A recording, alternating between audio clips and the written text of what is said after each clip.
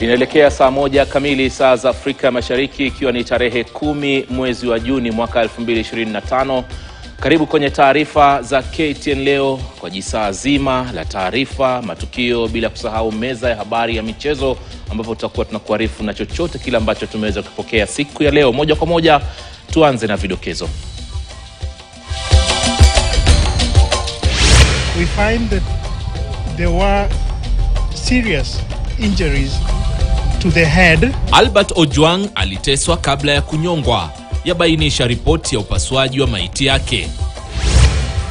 Ni nani alimuua Albert Ojwang? Ndilo swali linalohitaji majibu kuhusu kifo cha mwanablogu huyo. Huku kwenye makwapa, pia unaweza kufika kwenye ukuta huko juu kwa kugongwa.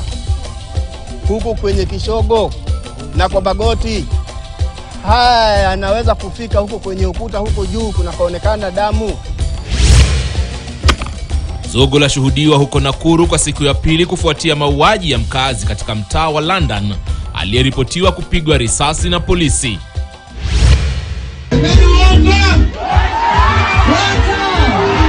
Na tutakujuza mashaka ya afisa wa polisi ambaye pia ni msanii wa nyimbo za Mugithi, Samuel Mushoki almaarufu Samido.